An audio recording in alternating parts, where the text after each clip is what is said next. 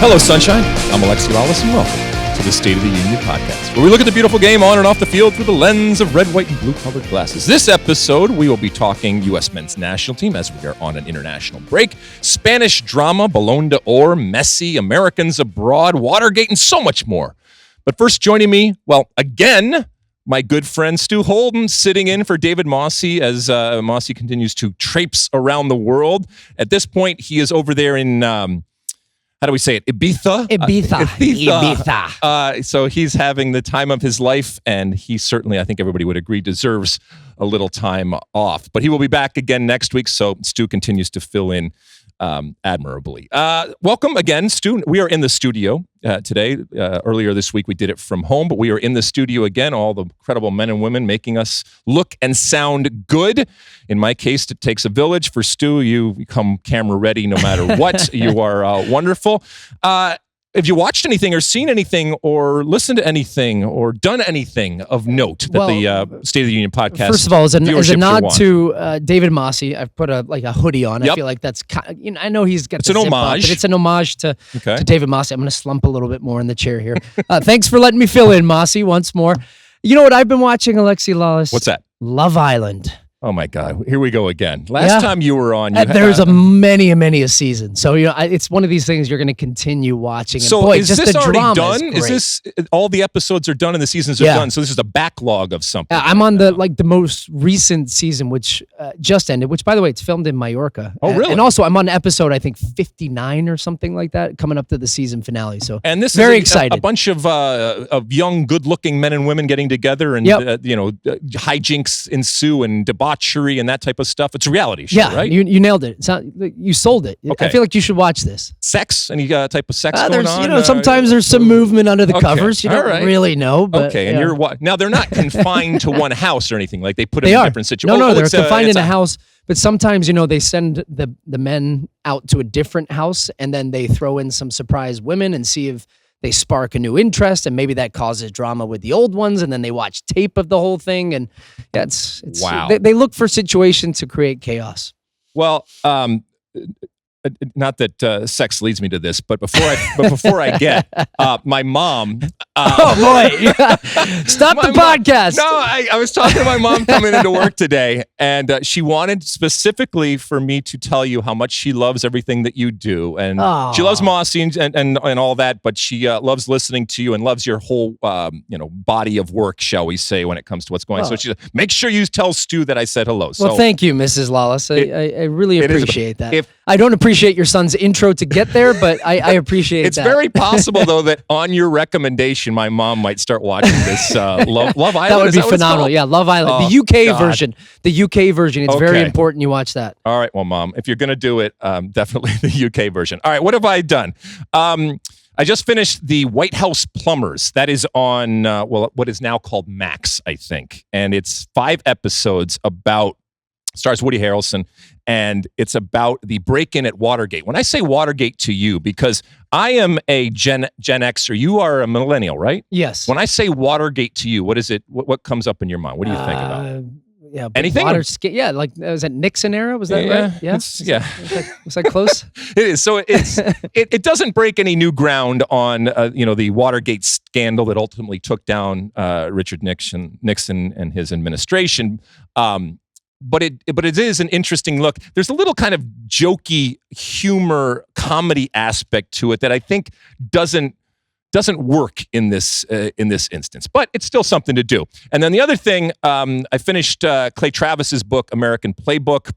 Clay, you know him. He's one of our colleagues here, been involved in sports for a long time, obviously huge now in the political sphere, and just came out with a book basically explaining how he would go about doing it going forward. You know Clay, too. I know Clay. Quick read, easy read, but really interesting, and I think shows a side of him that a lot of people don't necessarily see. And I talked to him about this. I said, there's a person and personality that we don't see a whole lot when it comes to his persona on television or his persona when it comes to radio. And I'm not saying that he's not being himself, but there's only so much that you can get out. And so I think in the writing sphere, we're able to see a whole lot more humanity and personal and emotional types of sides to him. And that probably applies to a lot of people that ultimately write books. So there's a couple of recommendations. Ready to light this candle, my friend? Let's do it, man. All right, let's start off with, as we mentioned earlier in the week, we are in this international break. We talked a little bit about what to expect from this U.S.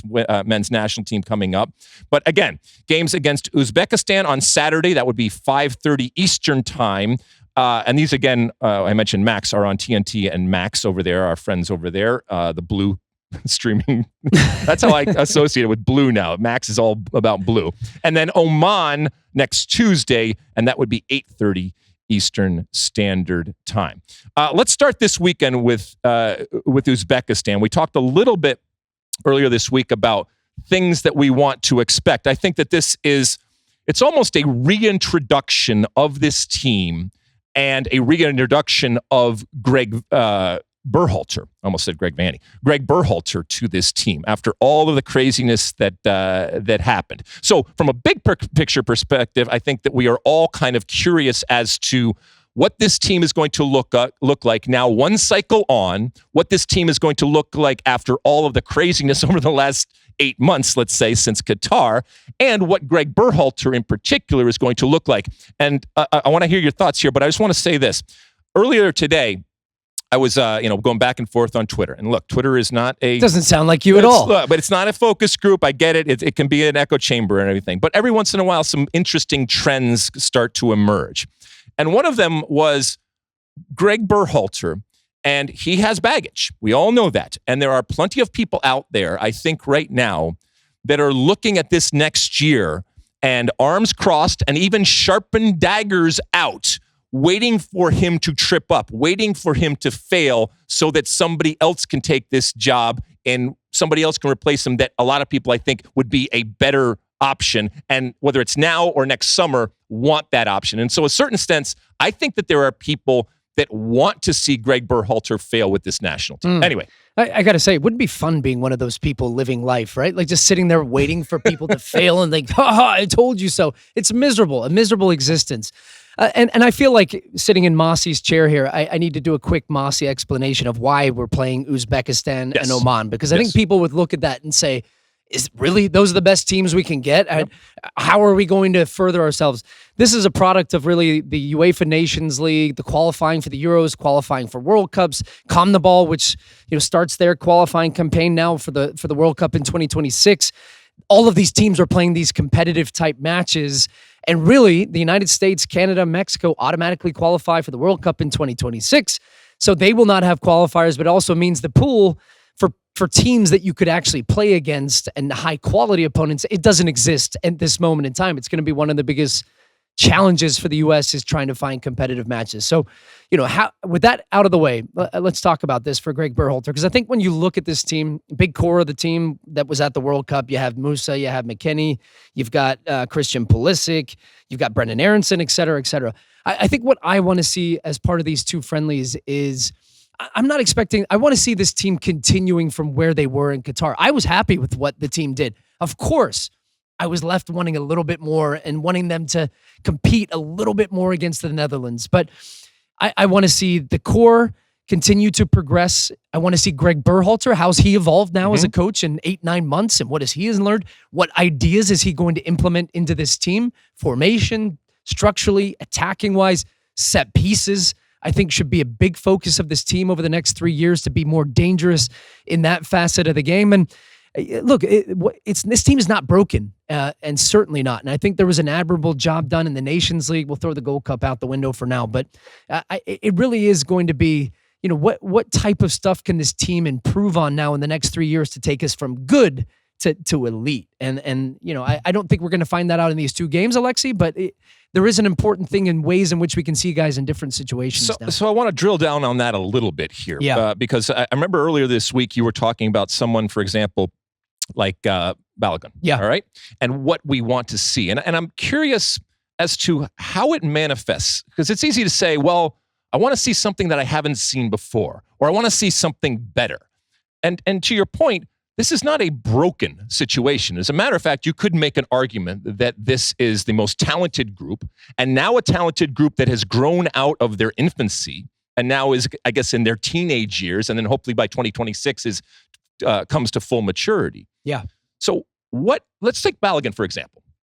What does he look like that gets you to sit up and say, wow, that is different? And look, I know he's there to score goals, so he puts the ball in the net. Everybody's going to be happy, and that is something that we've lacked going forward, despite all of this talent. So give me an example that I could be watching, and the way that you would watch, and we would want people listening to this to really pinpoint as to, well, that's different, and that's something that I can really wrap my arms around, and something that we need. So I'm going to nail down on the number 9 position specifically, and I think that was a position where we had players in Greg's system at the World Cup, which was 4-3-3 and defended out of a 4-4-2. We're going to talk about the system, by the way, later on in the pod. Absolutely. And a big part of that number 9 striker, because we didn't have a guy like Ballon, was hold-up play, dropping underneath, Pulisic and Weah getting in behind. Perfect example was the goal that they scored against Wales, where Weah runs in behind, Pulisic plays the ball. Great goal. We just weren't goal dangerous enough from open play with the ball. I think we have a striker now in Ballon that can create chances for himself, and isn't always reliant on getting service and getting little combination plays around the box. I think he's a guy that can pick a ball up, take a guy on, create a half yard of space in the box, and boom, finish. He's an elite level finisher. Give me a comp in the past for a U.S. player, or in general right now. So, is this a Josie type of situation? I was actually going to go more Eddie Johnson, I think, a little bit more, but a better finisher. I think that Ballon can be a better finisher than what Eddie Johnson. But I saw Eddie at his absolute best when he was, first on the scene with the national team in MLS, a guy that would run in behind with speed, that could drop underneath, could play with both feet, could score with his head, could score goals in different types of ways. And we never really, I felt, saw Eddie Johnson reach his potential in the Premier League when he made that move to Fulham. So I'm interested to see even how Balogun's going to develop this year at Monaco. And that's a big part of development. We think, these guys come in with the national team, and it's more about, how can you get the best out of these players' skill sets individually, but mostly collective. So, balancing where does he play with Pulisic and Weah and Weston McKennie, et cetera. So a lot of that development's at the club level. And I think Pulisic speaks to that. Look how he's thriving right now at AC Milan. And really, I don't know, Lex, who do you feel is our best front 3, front 6? I mean, it's champagne problems in a way for Greg Berhalter. Okay, well, let's go through, because we can only deal with the players that are here. And obviously it's not everybody. You talk, Gio and Tyler Adams and these types of players that aren't there. That hopefully, if they're healthy, they are going to be there going forward. And again, you mentioned champagne problems. All right, goalkeeper. Do you see anything changing over the next 3 years, let alone come this weekend, with regards to the goalkeeping position? It's Matt Turner's to lose, right? Yeah. Okay. Agreed. No change there. Drake Candler is going to come up, and who knows, maybe he can have a year. And we have seen, because keep in mind, this time last cycle, we were all talking about Zach Steffen as, that's the goalkeeper. Nothing could possibly happen. And then Matt Turner happened, and we know he went on from there. So he can get Matt Turnered. Matt Turner can get Matt Turnered. Yep. Right? But I don't see that necessarily happening in these next 2 games. Would you play Matt Turner in both these games? I would, yeah. Yeah. So just give him as much run as possible. And while he's starting now in Nottingham Forest. Having a great season too, yeah. Okay. Defenders. Wait, just quickly on keeper. 2 and 3, right? We're thinking, those are going to change over the course of this cycle. One to watch is Diego Coquin, who is not a 17-year-old at Barcelona, was just recently named in their Champions League squad. So that's a guy. He's very young right now, but could potentially play. We've got Slanina as well, who is at Chelsea, who's out on loan right now. So I think you're going to see 2 and 3 changing, but also challenging for that position is a good thing. Okay, let's see. In the back 4, if you're playing your best 4, I think it's Serginho Dest on the right. I think it's the Robinsons in there, and then what? Tim Ream. Does that sound? I think so, yeah. Okay. So that's your Chris best Richards is an interesting one. If he's playing more, had a good performance for the U.S. in the Nations League, where they played Mexico and then Canada. There was a video of the U.S. men's national team under Greg Berhalter. And again, we're kind of razor focused on what's the dynamic and how is everybody reacting to it. There was a video of Christopher Lund, the Palermo player, Denmark player who has chosen the U.S., them announcing, even BJ was involved in it, announcing that the ITC form had come through and his one-time switch had come through. And so now he was kind of part of that brotherhood. It was fun. It was fun to see and get a glimpse of that. How much of this is him just coming and getting a feel, or how much do you think he's going to actually play a role on the field? I would love to see him get, I mean, he's a name, again, look, the dual national recruitment that even the US Soccer MNT Twitter, I don't think many of those people who keep track on any type of national that has this is a deep cut, and then all of a sudden announce him, and it was almost like a ha-ha moment from US Soccer a little bit. So look, in the last couple of weeks, I've spent a little bit of time watching some of his clips and seeing what he's about. Interesting, intriguing player. Maybe get some depth at left back. Maybe he can push his way in. It gives Greg Berhalter options and a guy that's playing at a high level. So I'm intrigued, and I think you got to give him some game time. One more mention on the defenders. Joe Scally. Do you believe in Joe Scally? I want to see him get more opportunities. Yeah. I mean, he's done what he can at club level, right? I mean, he had a great season last year, played a consistent amount in the Bundesliga. And look, who's he pushing for a place against? I mean, he can play on the left or the right, but really you're saying if he's going to play, he's ahead of Serginho Dest. Right. He's right now he is a backup, and he can solidify his position, I think, as a backup if and when he gets opportunities to come in here. Yeah. And obviously with training. All right, let's go to the midfielders. We mentioned earlier this week about players like Kromanski getting their first opportunity, the Inter Miami player, and again, not doing it just to protect him, but doing it because you truly believe that he could be a player for the future. And then that gets into that whole question of, is this a development type of situation? Well, I don't know. But as far as the three, Yunus Musah, Weston McKennie, and then who is the third for you between, I guess it would be Tillman, let's see, Tanner Tessman just got added. De La Torre, maybe, there we go. Yeah. So who is your three ultimately? Would you rather see De La Torre or, I guess, Tillman? I think it's got to be Tillman if you're going to play. I mean, De La Torre, he's playing consistently right now with Celta Vigo. Yep. But look, I think it also, with Tyler Adams not here because of injury, I think it gives you another opportunity maybe to play as the U.S. did under B.J. Callahan in that Nations League, where it was more of a 4-2-3-1, and you had Gio Reyna as a 10, and you had Musah and McKennie playing as essentially dueling 6s and 8s, and that worked really well. So I would almost, without having to play one of those guys at a 6, I would play with the two midfielders flat, and then when you look up front, we're going to get to the forwards here. You got options. And I think that's where you can maybe play Aronson as a 10, or you could play Pulisic as a 10, and you could play with wingers. So that's what I'd like to see, at least in that first game, and see how it goes. Or, as we're going to talk about later, keep teasing, maybe it's a formation switch. All right. Johnny Cardoso, by the way, got injured, but he had been called in, and he would have also been a possibility for one of those three. I don't get the Johnny Cardoso thing. I don't get it. I know he's playing well now in Brazil, but I just have not seen anything from him, and he's been given plenty of opportunities to show. We mentioned up top. So when you are going with the forwards, obviously Christian Pulisic on one side, then it's going to be interesting. Tim Weah on the right hand side, and so Ballon up top. Is there anybody in terms of the Brendan Aronsons or the Ricardo Pepi or Cade Cowell types that you see getting a start over any of those three? Not from the start. And I think it's important for Greg Berhalter in his first game back, set the tone a little bit. Right. Play your best 11.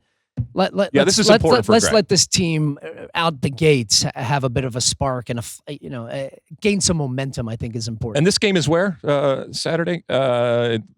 Sean, where is this? This game actually? You're blanking me on this one. Is this one's in St. Louis? St. Louis, right? Yeah. Okay, this one's in St. Louis. We're going to talk about St. Louis at the end of the show and what it means to soccer. So we just keep teasing all sorts of stuff that's coming. All right. Anyway, that's the first game, and then the second game is on Tuesday. Like I said, we'll be back again next week to talk about that. But it's fun. It is, as I said, kind of this rebirth. That is happening. By the way, the second game is in St. Paul, over there in Minnesota. But there's this rebirth of this team. And, with rebirth comes opportunity. With rebirth comes, I guess, belief. But I think it's up to Greg Berhalter and this team, to your point, from the moment that whistle blows on Saturday, to give us reason to believe. and to a certain extent make us believe in him again and make us believe in this team again. And I'll leave you with this because I thought it was important, as some of the quotes are coming out in this camp. Weston McKennie talked about, what their mission was, what Greg Berhalter had kind of put in place. And he said, we set out on a mission 4 years ago to change the way the world views American soccer. Now our motto is to change soccer in America forever. I will say that sometimes we are our biggest critic and maybe our worst critic, because when I talk to people, especially around the world, and the way that they looked at this U.S. men's national team, even after Qatar, there was a much more positive type of feel and a belief that it had progressed. And so maybe in that sense, they accomplished some of their goal in getting the world to think good and to think positively about this team and to say, hey, this is something to pay attention to going forward. Now I think they have to change soccer in America forever, and they have the opportunity to do it in 2026 here in their backyard. So I was actually going to ask you that, just quickly on that quote there. Do you feel, and it sounds like you maybe do, because that was Greg's bulletin board quote when he first took over, was we are setting out to change the way that American soccer is perceived, because on paper, they achieved what most teams have achieved in the past. Round of 16, out. Do you think it's because of the way that they did it, and maybe there's enough spark there and the style and the potential of the team that people are thinking that, wow, okay, this team had, was it the England game? Was it, what was it? I think it is directly related to, one, the depth of talent. So it's not that we haven't had players that have been good in the past. I don't think we've had this many players. So that's number one. Number two, the age, the youth of this talent, that everybody recognized that, hey, we're throwing teenagers out there and they are holding their own. Are they the finished product? Absolutely not. But, you combine those things, I think that that's where a lot of the belief, and I think the fair type of assessment of this comes from. And you're extrapolating it out and you're saying, all right, this is what they are right now, but think of what they could be in 2026. And this was always, I think, going to be about 2026, even though me and many others said, hey, you can't look past 2022. And so, I think that that's really where that type of view comes from. And I think it is justified going forward. The other thing that it was interesting in terms of what Weston McKennie said was, quote, I think what's most important, obviously, is realizing, and I know myself, there's no one person who's bigger than the program. Now, that's not given what happened with Gio, and by the way, given what happened with Weston McKennie, and he was dealt with, I guess, directly and severely, it's important for him, I think, to say and remind himself and others that this is the truth, and things can change dramatically. And whether it's a Gio Reyna type of situation, even a Matt Turner coming along, it might not even be because of behavior or anything that you've done off the field. It might just be you're not bringing it on the field, and somebody else is going to take your place. And back to your point about why this team, I think, deserves a second look and a belief with that depth of talent. There's a whole new crew that is coming up and saying, hey, I want to be there, and knocking on that door. And so you better bring it, even if your name is, Weston McKennie or anybody else. And that's a good thing to have a big player say that. I'm 100% with you. And I think this is a product of an environment that has been created over 4 years by Greg Berhalter and by these players themselves, by holding accountability. And I'm slightly in jest joking that, that's a shot at Gio Reyna. I think it's a shot at everybody, as you said, that, hey, look, in order for this team, the United States men's national team, to achieve what they want to do in 2026, which whether that's quarterfinals, semifinals, and beyond for this team, the team has talent on an individual level, but this team will only be as good as they are as the collective. And if you have that working mentality, when you come in, the best teams I have been a part of in my career that have won championships or whatever were ones where if I felt that I myself stepped out of line in any way, not only am I letting down my coaches, I'm letting down my teammates, and they were going to be the ones that held me accountable first, even before the coaches. Self-police locker rooms, that's a coach's dream, man. That's what you can only hope to achieve. Awesome. All right, let's quickly switch over to the Ballon d'Or. The candidates are out. Right now, Messi is far and away, if you're a betting man, and I know, Stu, you are, the favorite. what is it? Minus 600. Minus whatever 600. What does yeah. that mean? Yeah, bet So $100. You bet $100 and you win. You win basically. You have to bet $600 to win $100. Yeah. Okay, got it. Next closest is Erling Haaland at plus 450. So there is a massive, massive gap. So is there anybody but Messi that's going to win this? I mean, especially with the World Cup. You feel for Haaland a little bit, right? I mean, he's had one of the best club seasons. He's won the treble with Manchester City, scored 50 plus goals. And I've seen some people kicking, screaming, and yelling about, well, if Haaland doesn't win, he should never come again. Look, the World Cup is the pinnacle of our sport. It's played every 4 years. There's, of course, a little bit of sentimental betting value when it comes to that. And the greatest player that has ever touched the ball wins a World Cup, carries his country to a World Cup. Still, by the way, won the domestic league in France. Yes, I know. Say what you want about PSG winning that consistently. I think it's got to be Messi. It's got to be. My vote would be Messi. And keep in mind, this is now relative to the European season as opposed to the calendar year. So that is changed. So obviously, having a World Cup right in the middle of the European season certainly helped. It's almost him. like wha-bam. But do you think that we, for lack of a better word, we punish players for their lack of production from a national team perspective, and it's unfair? I mean, you're born where you're born, or you play for who you play for ultimately, and Messi benefits from the fact that not only is he an incredible player, but he also plays for Argentina. And if Messi were playing for Finland or somebody else, would we look at him in the same way? Is that fair? I think it's fair in the sense that. I think it's a weighted scale. If let's say when Ronaldo won the Euros, he had a terrible club season, and Erling Haaland had this amazing club, I think I would have more of an argument of saying like, okay, you won the Euros, Haaland doesn't play international soccer in this case, of course, but the World Cup I think trumps everything. It's every 4 years. I guess. So, for example, if I lined up, I know the Euros is Pep and Klopp and. Just add whoever you believe are the top 10 coaches in the world, managers in the world. Oh, here we go. And I had them, they could either pick Haaland or Messi to start their team. They don't know any of the other players to start their team. In current form or prime on both? No, currently. Like right now. This is about now. This is about now. I'd take Erling Haaland. Right. So how many of those 10 do you think would take Messi? Man, that's a tough one because even watching what Messi, like, you want to say, okay, he guy's 38. At 38, the man just won a World Cup and absolutely balled out. But isn't that it's yeah? Don't you? Wait, who would you take?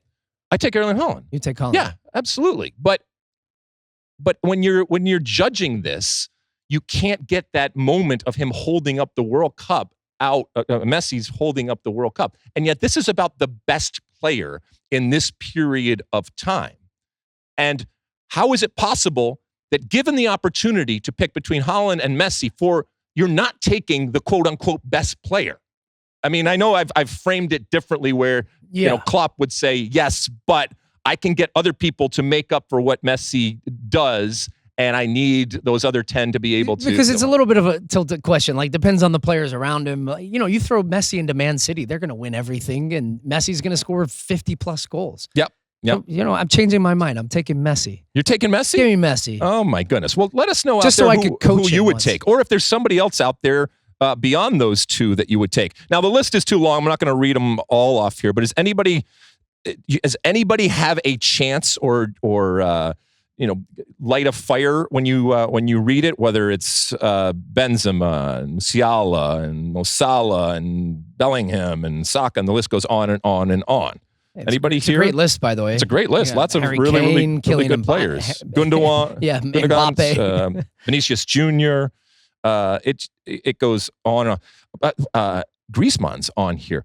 Someone asked me earlier today who the next player to come over. Now, Griezmann's not necessarily in his prime, but it wouldn't surprise me in the least if Griezmann. I got one for you, Luka Modric. Luka. Oh, interesting. Next year, Modric will be in MLS. How about you think so? All right. I think so. By the way, I didn't even mention Kylian Mbappe and others, but I think that this is Messi's to lose, and I don't think anybody's going to complain if and when he is chosen and he walks up there and receives the trophy. And I know there's a sentimental part too, but it's not just sentiment. You're fine if Messi wins it. When it comes to the Ballon d'Or Féminine,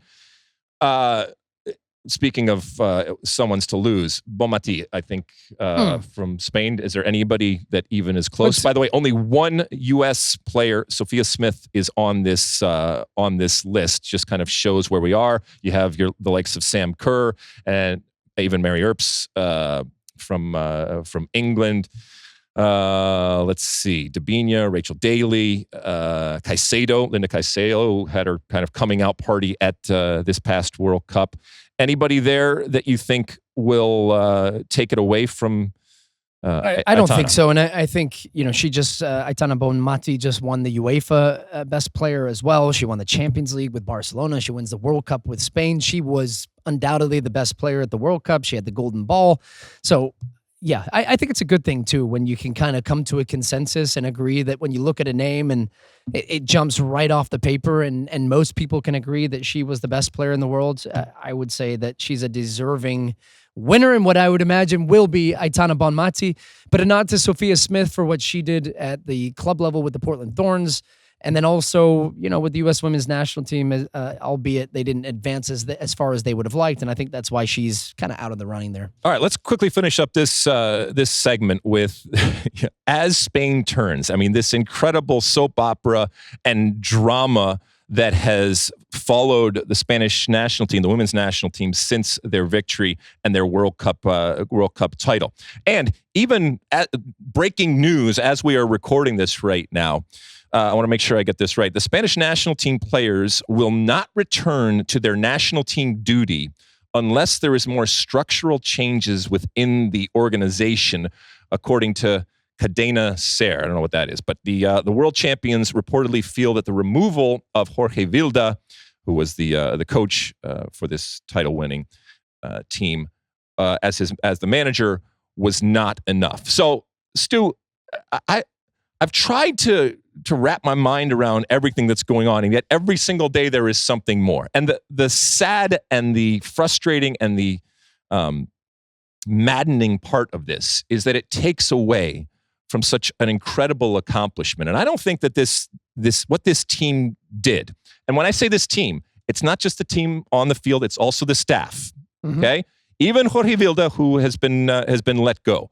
What this team did over this last cycle was pretty incredible. How quickly they evolved and ultimately are standing there winning a World Cup. And there are those that would say that it could have been quicker and it could have been even better, given the fact that they were missing players and all of the alleged dysfunction that happened off the field. And a lot of this that is coming to roost now. So, as I mentioned, Jorge Vilda out as the coach. Luis Rubiales, the head of the federation there, is still being investigated and continues to be come in for, I think, criticism in terms of the kiss on the stand and all that kind of stuff. But what are we to make of this Spanish federation and this Spanish team going forward? Yeah, so I will push on and I agree with you that this has all taken away in the short term from what was an incredible performance and achievement by the women's team of Spain, the national team. They were the best team. They played brilliant soccer. I loved watching this team. And while the immediate shine is a little bit off and there's distraction, I think this is the perfect moment, and they are capitalizing on that moment, and they are using the leverage of winning the World Cup to say, enough is enough, and everything that we've been asking for, now's the time to go all in. And they have the biggest leverage that they could have because of the attention that they have brought to them, the Spanish soccer, and that is because of these women. So, and look, Jorge Vilda, as you said, deserves some credit within that because of what he was able to do in coaching. And the players that weren't there, well, this team still went on and they won the World Cup. But I respect and I applaud these women for saying, look, we know we're the best and we should be treated like the best. Some of the baseline level stuff that has not been accepted in the past, and working conditions and pay and everything. If we're going to take a stand, we're going to do it now. We're going to stand strong, and we have more leverage than we will ever have again. So, while I would say sure, but if you told the women's national team of Spain, hey, you know what? Like, there's going to be all these distractions after you guys win the World Cup, but what's going to come on the back end of this is going to be worth everything, then I think that they would take that as well. Yeah, I mean, ultimately, if something good comes out of all this crap now, that's a good thing in general for going forward, for the players that are involved and for the future players. And so if they can use this moment, to your point, and establish something that is going to make the situation on and off the field better, that's great.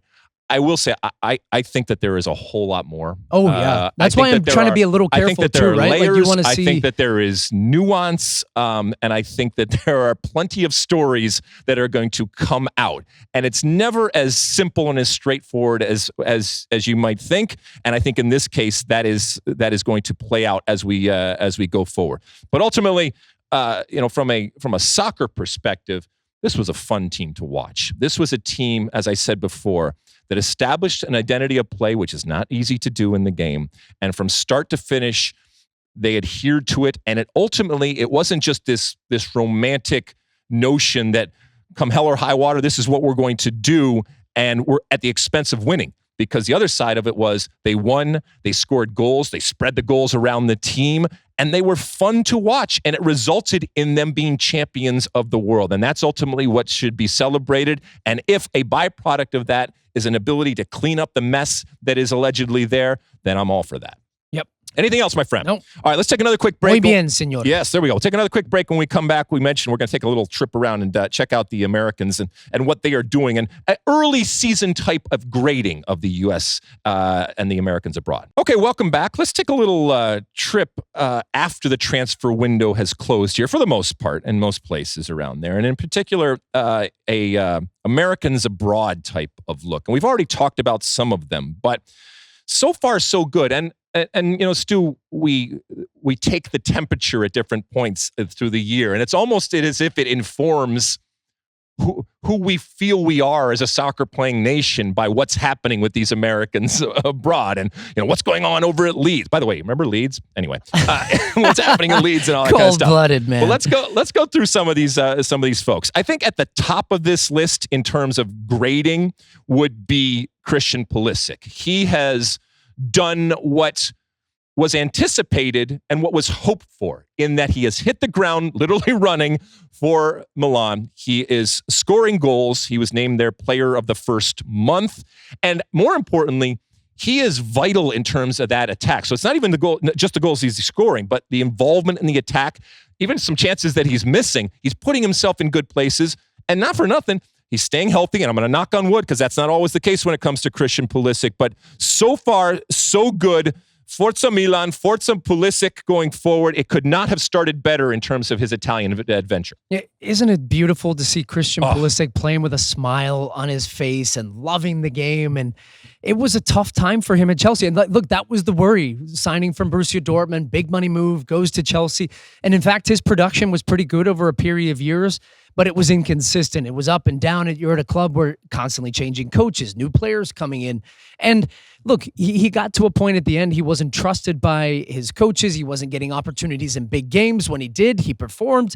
And then yet he's back on the bench. So I think you saw this arc of Christian Pulisic. And my hope is, and what we're seeing, the early signs of that at him at Milan now, is this is a guy that's loving playing soccer again. The way he looks when he plays for the national team.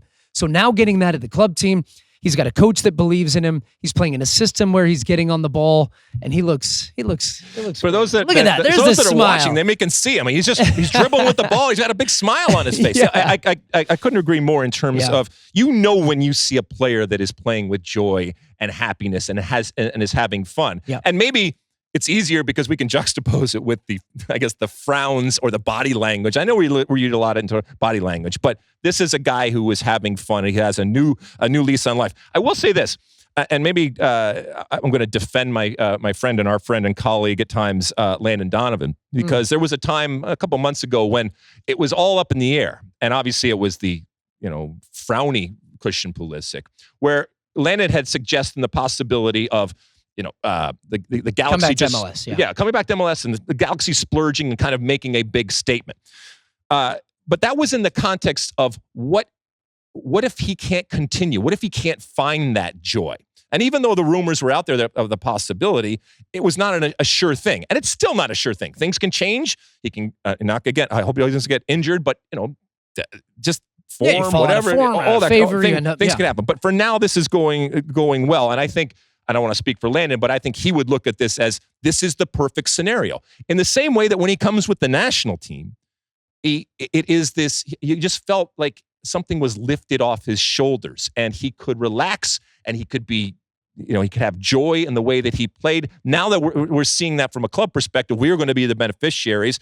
Start out on this Saturday when he's back with the national team. But I will say, had he done what Landon had suggested, it doesn't mean that he wouldn't have found that same joy and wouldn't be the same player. That he's doing it in Italy, I think everybody is happy. Everybody wants this to continue on. And he's getting an incredible experience in a completely different culture on the field and off the field. Yeah, but not just that, but he's doing it at a high level too. So that would have been the thing with MLS. There always would have been the but from certain people. Well, Sure. He's playing with a smile on his face. He's scoring goals. He's happy, but it's not in the Champions League. It's not at a big club. And I think for now, as you said, it is the perfect situation for him. That also comes, though, with him performing and him maintaining these consistent performances to make sure he's in the starting lineup. And then how does it react if and when maybe he gets dropped and he's out of the lineup or, he has a dip in form? That's where I think we're going to find out how much he has matured as an individual and how much he has learned from his experiences at Chelsea. Have you also seen that just from a pure tactical perspective, he's showing up in a lot of places for Milan. So I know we kind of put him in that left-sided winger position, and I think that's where he is best. But he is pulling down low. He is showing up even on the other side. He is being, and I love that because he's being given kind of carte blanche from an attacking perspective to go wherever he wherever he wants, and not making things more difficult and cluttering things up because he can do a lot of different things. And who knows, maybe going forward, we see Christian Pulisic from a national team perspective, kind of morph in. And again, we're going to tease it again. We're going to talk a little bit more later on about formations. Yunus Musah, early days, has created some chances. He has had some appearances with AC Milan. He has not established himself the way Christian Pulisic has, but this is also very, very new for him. And this is kind of his first foray. Keep in mind that Christian Pulisic is, he's kind of been there, done that, even at the young age that he still has. But he's kind of been through this transfer type of situation, and he's hit the ground running. I think it's going to take a little bit longer for Yunus. Yeah, well, Yunus had the red card at the end of La Liga season, so he had to miss the first couple of games in Serie A with Milan. And I think there's a clip that you can find on social media where Yunus Musah picks the ball up about 30, 40 yards from his own goal, blows past 3 or 4 defenders, sprints forward. We've creates seen that an opportunity. blow. It's just man, amazing. It's an amazing thing. And that's unlike any other midfielder. Tyler Adams can't do that. Yep. Weston McKennie can't do it in the way that Yunus Musah does. So I think he's going to, as he integrates more into that team, gets more trust from the coach, you're going to see him playing a bigger and bigger role. And again, he's a guy we were screaming and yelling about heading into this last cycle as a guy that can be a game changer. I could not remain more bullish on Yunus Musah and what I think will be his impact on this team going towards 26. So interested to watch how he starts to get into that team over the course of this season with Milan. All right, so just, if we're doing grades, solid B so far, in that he hasn't done anything incredible, but he also hasn't done anything horrible. Tim Weah, let's see, 4 chances created, got his first assist, had another one that with a header that hit the post over the weekend. He's getting on the field for Juventus. That's a good thing. Weston McKennie also getting on the field for Juventus, right back at times. Both of them, yeah. Both of them. Right wing backs. And to be fair, when you're the outside back for a team like Juventus, a lot of the time you're going to have space and time to kind of move forward, and it becomes a little bit more of a hybrid type of situation. I'm interested how this role develops for Tim Weah, because when he was on the field at Lille towards the end of last season, it was in a fullback position, and he was kind of filling in because they were low on injuries. And so, he ended up doing really well there, having some great performances in more of a back four, but he would get up, he'd get back, he'd tackle, he'd do all of that. And I'm wondering how much that played into Juventus's recruitment when they were thinking, we need a right wing back that has the profile that Tim Weah has. And I think look, tactically, you're going to learn in Italy. You're going to learn as well as any other league and how to play certain roles in a disciplined way, especially at a club like Juventus. So I'm interested now, how much does he learn from that? What type of impact can he have offensively and defensively? His crossing has improved. You're seeing that. He's setting up some guys for some good chances. So that's curious. I didn't expect the Weston McKennie playing as much of that role, but again, it's not just hug the touchline and play defense. It's much more nuanced than that these days. Weston might be getting on that plane with a big old smile, or it might be right in St. Louis with a big old smile playing in the midfield.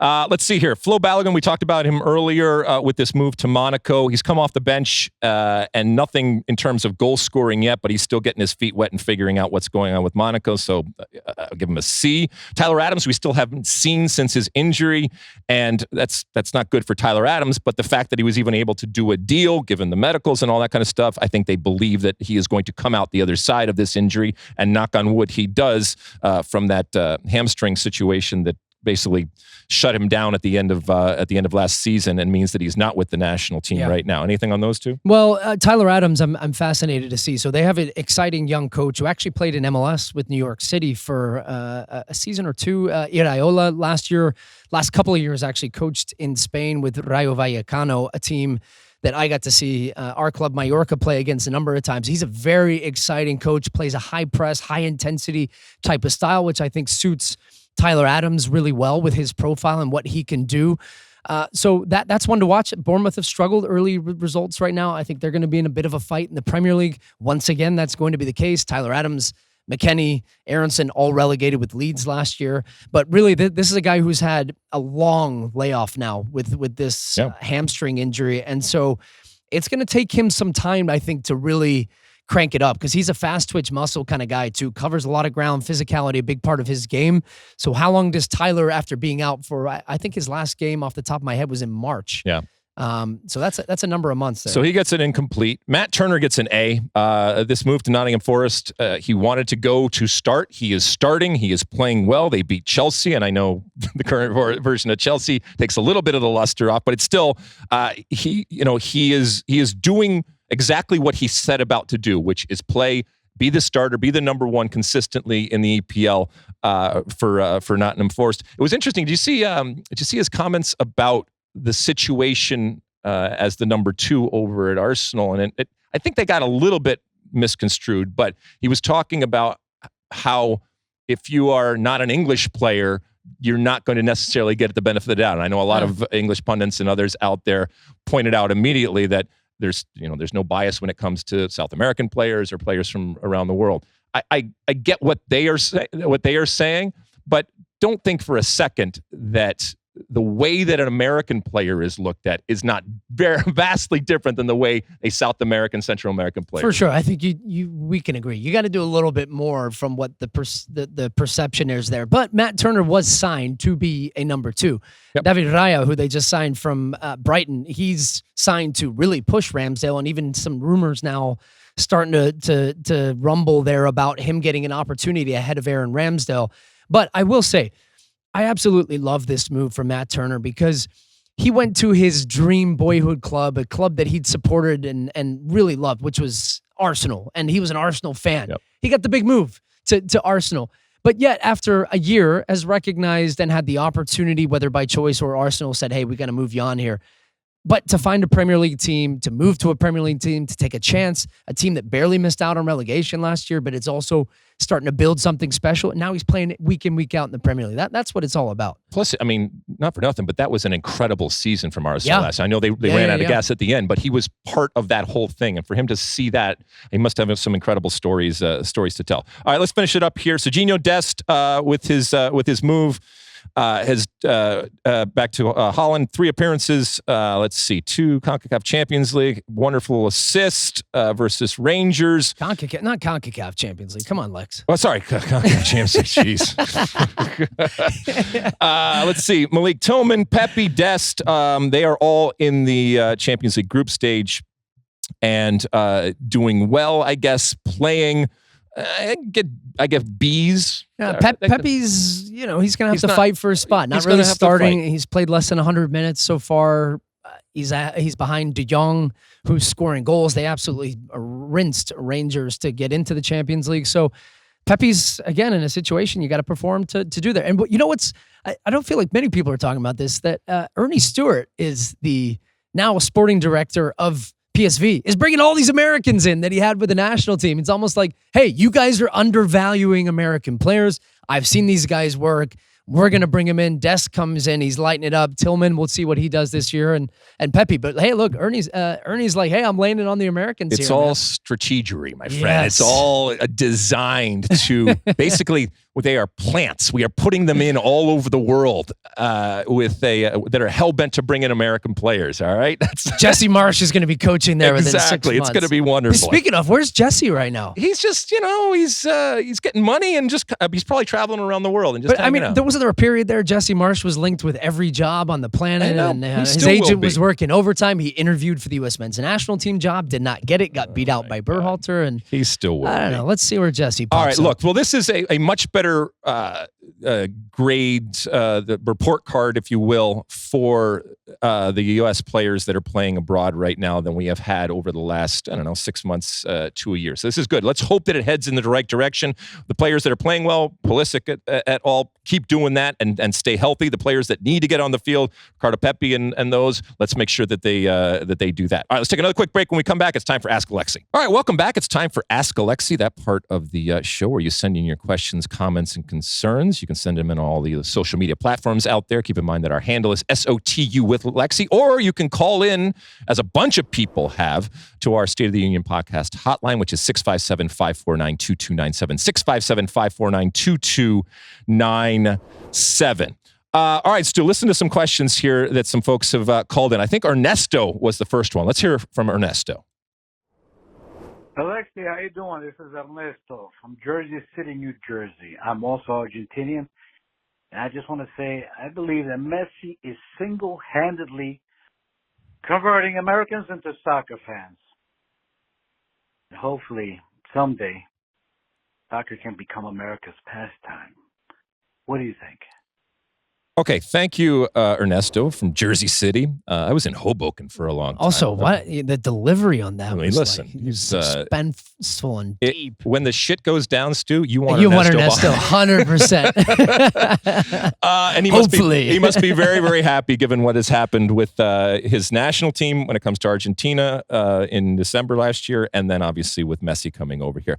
I don't think that Messi is single-handedly converting soccer into a soccer nation. We've been trying to do this now for I don't know how many decades and decades and decades. And whether it's Pele coming over, whether it's Beckham coming over, whether it's Messi coming over, it's not going to be one thing. It's going to be the combination of a lot of things. Is Messi helping?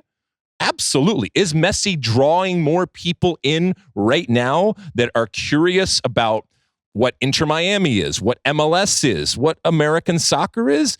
Yeah, I mean, he's one of the most famous people on earth, and he has transcended the game in that even people that don't know anything about soccer, when you say Messi, know who Messi is, and that he is on our shores, that he is in your backyard at different times. I think that has permeated through and cut through a lot of the clutter. And so in that sense, yes, this is an important thing, but I am not under the delusion that I'm going to wake up tomorrow or next summer or in 2026, and all of a sudden my country is going to have turned into a soccer first and foremost type of country and culture. I think he's converting more people into Messi fans. Sure, that is his for brand. Sure. His brand is killing it. He's undeniably driving more interest into the sport in this country.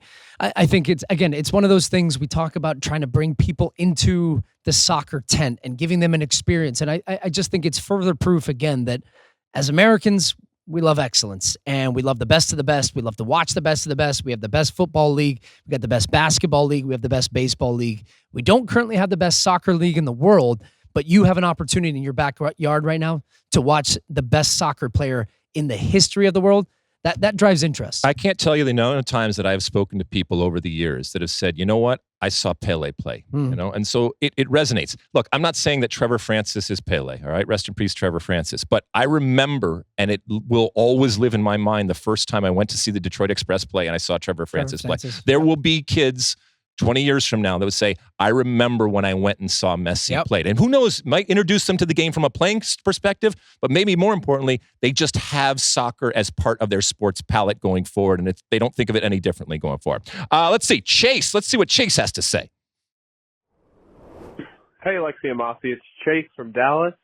I had a question about the U.S. men's national team formation.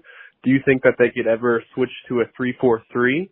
and have maybe the likes of Tim Ream at center back, Walker Zimmerman at right center back, Anthony Robinson at left center back so he can make those runs on the left side.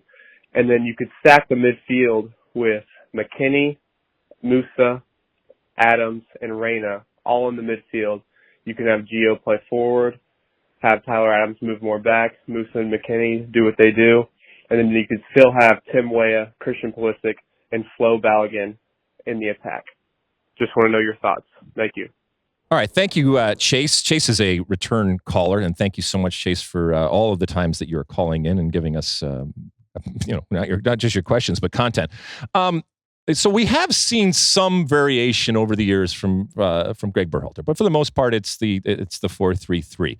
Playing three in the back, it requires the correct personnel, and it fundamentally changes the way that you approach the game. The spacing is different, the timing is different, and therefore the personnel, I think, has to be different. I'll never forget that mid-season, many years ago, Stu, before you were probably even born, I was playing for the Galaxy, and the late great Ziggy Schmidt. Mid-season, we weren't having a great season. In mid-season, he changed from a back four to a back three, and it changed everything for us. And what ended up happening is I kind of swept behind Tyrone Marshall and Danny Califf, just two guys that would just go out and destroy. Physically, they could keep up with anybody, and you got to have the speed. And then I just kind of cleaned up. In the Beckenbauer role. Yeah, exactly, in the Beckenbauer. I'm not sure he's necessarily talking, Chase is necessarily talking about that. But I think it depends on who are those three you're going to be. And I know you said you gave who you thought would be those three. It also depends on who you're playing and if you're going to have a lot of the ball.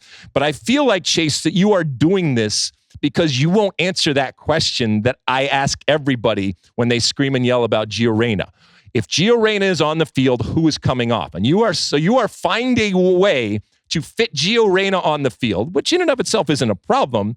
But in doing so, you're dismantling and possibly making it more risky and therefore possibly weaker in the back. And also, look, I've been thinking about this so much because I do think so many players within this pool for the United States fit the ability to play with three in the back. You can have three strong, athletic, good ball-playing center backs, ball at their feet. You have wing backs in Serginho Dest, yeah. Anthony Robinson, Tim Weah now playing there at the club level. I come back to the fact that you might actually have to remove not just an attacking, but a center midfielder. Like, where do you fit Yunus Musah, Weston McKennie, and Tyler Adams, which I think is the engine room of our team? But you're doing that, or you're going to play McKennie further forward, or you're going to play one of them at right wing back. Then you've got to sacrifice one of the forward players. So I think we have to keep in mind, too, I think we get so caught up in formations. Yeah. Oh, my gosh, we love to scream and yell about formations. Formations are really just the foundational starting point for any type of game. You could start with four in the back, and then ultimately when you have the ball, you can have three in the back, and you can have Des further up the field. So I think it's about trying to find the right balance. And my hope for this U.S. team is that they're comfortable playing in both a 4 and a 3. You can rotate guys in and out. You can change even within games and be tactically flexible. The most important thing about all of this is to be able to play with control, to control the game, to ride spells out defensively, and then still create chances going forward. I think that's the biggest challenge for this U.S. team is with the talent that we have, how do we create chances? How do we be more dangerous? And ultimately, how do we score more goals? I will say this to you, Chase, and I again, I appreciate you calling in on the hotline. And to your point, Stu, we get caught up in attaching, I think, way too much weight and reason to systems and to tactics and to formations. And I get it; it's completely understandable because we are dying to find some reason in this randomness of a game that we all love. But I don't think that there is a sport, Stu, that has more player autonomy and is less reliant on coaching and tactics and formations than soccer. It doesn't mean that we can't and shouldn't talk about them, but all of that is to say is that Greg Berhalter does have champagne problems. Mm-hmm. And that is a good place for U.S. soccer from a men's perspective to be in, where we are arguing, and come that day when that 11 comes out, that there are people that are angry because this great player can't find his way onto the field. This is This is rarefied air, my friend. Yeah. It's amazing too, right? Because also we can talk about that with coaching, but the coach is the first one to fall when it doesn't go right. Oh, yeah. It's never really, well, this guy didn't do this guy missed this chance. It's the coach rolled out the wrong tactics. That's how it happens. All right. Thank you to Ernesto. Thank you to Chase. Thank you to everybody for calling in 657-549-2297, 657-549-2297, or you can send us in a more traditional way. I guess now it's traditional over there on the social media platforms using that SOTU with Alexi handle. All right, we'll take another quick break. When we come back, it's the end of our show. At the end of our show, Stu and I are going to give you one for the road. All right, welcome back. It's the end of our show, and I give you my one for the road at the end of each and every show. Stu's going to join in here because I do want his opinion.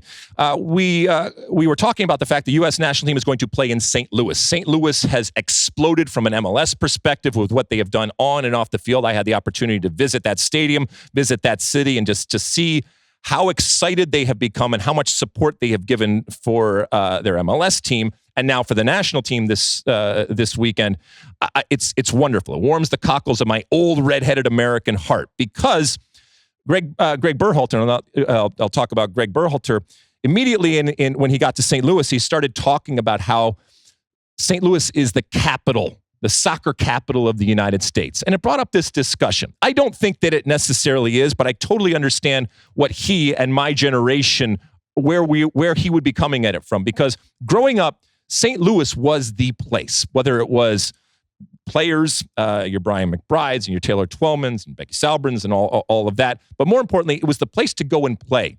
And the SLU as a university, Danny Donegan's, those types of things, but also the Busch Soccer Complex, Busch Beer.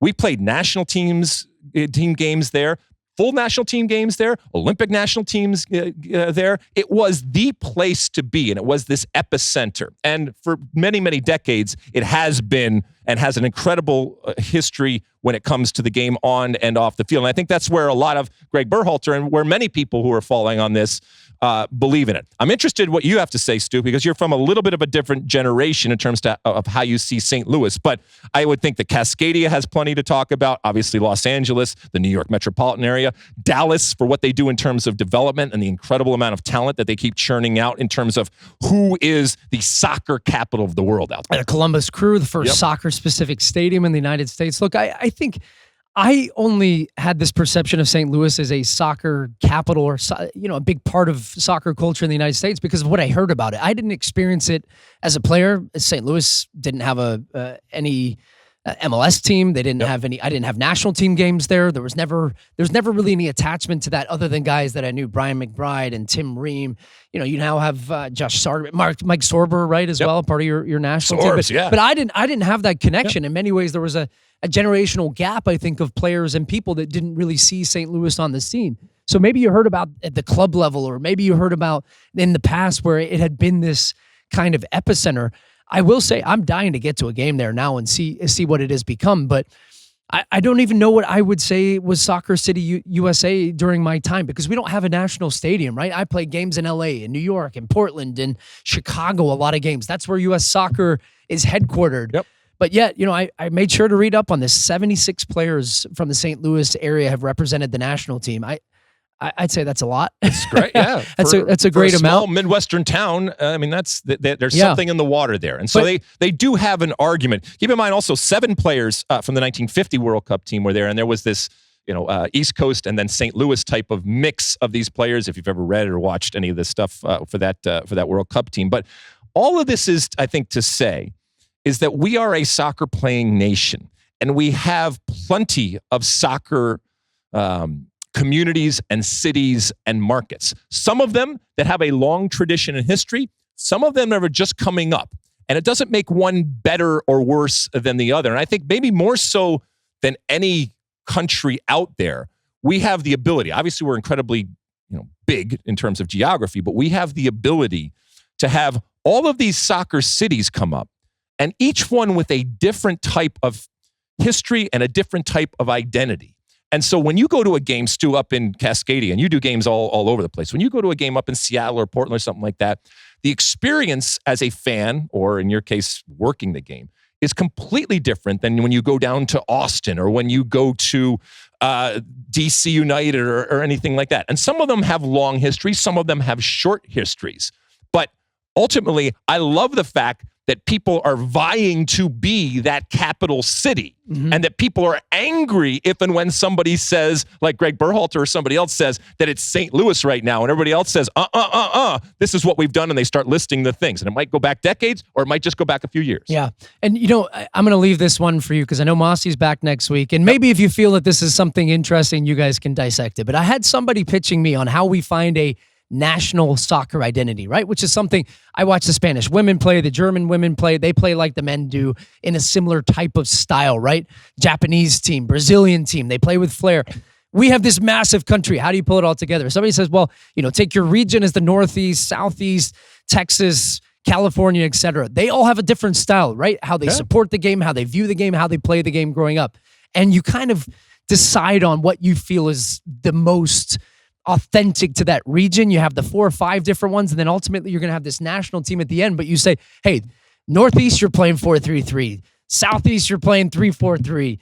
All these different things, and I think it's a fascinating conversation about how ultimately we get there. Anyways, that's a big, big but one. We've said it time and time again. One of the greatest things about what I feel is the greatest country in the world, the United States, is our diversity. But with that diversity comes diversity of thought, including the way that we think about the game. And to your point, the way that we play the game. And trying to get 11 people on the field that think about the game in the same way for a country our size, with a country with our history, and with a country with our diversity, that's difficult. And that is the challenge for anybody in the position of Greg Berhalter or Cindy Parler-Cohn or anybody else in these leadership positions. And maybe it's a situation where we go regional. There has been talk at times, and I will submit this, and you can think about this as you're driving home or walking home or working out or whatever, that in order for us to have the best possible chance of winning as a national team, you actually, to your point, just take a national team from one specific area. And instead of being inclusive, which is what we pride ourselves on being, we actually be exclusive. I'm not saying that we should. How dare you? I'm not saying that we should do that. But because of the realities that exist on the ground here in the United States in 2023. We should have a soccer state. Exactly. On this Thursday, September 7th in 2023, this is where we are at. But let's be honest. A lot of these are champagne problems, and we're in a hell of a lot better space than we were 10 years ago, 20 years ago, 30 years ago, 40 years ago, and we can only get better, and this next 3 years is going to be fun. Less than 3 years, by the way, until the 2026 World Cup. Thank you, Stu Holden. Thank you, Lex. Thank you, David Mosse. With your presence. Yeah, exactly. Bienvenidos. Welcome back, my friend. Mosse's going to be back next week. We'll hear all about his trip and his travels to Ibiza. He's probably still partying right now, right? What time is it in Ibiza? I hope he is. I don't know, 1 a.m.? He's probably just starting to light that candle. I hope he is. I cannot wait. Have a wonderful, wonderful weekend, whatever you are watching, including the U.S. and other international games that are going on out there. We'll be back next week to talk about that. Catch us on FS1 this weekend. We got Nations League qualifiers. Yes, UEFA we Nations do. League. Coming at you. Coming at you hot and heavy Saturday this weekend. And Sunday. Back on. There's not enough makeup for me, but still will be looking good. All right, keep reviewing, keep subscribing, keep rating, keep doing all the different things that you do. We will talk to you again, as I said, next week. And until then, and as always, my friends, size the day.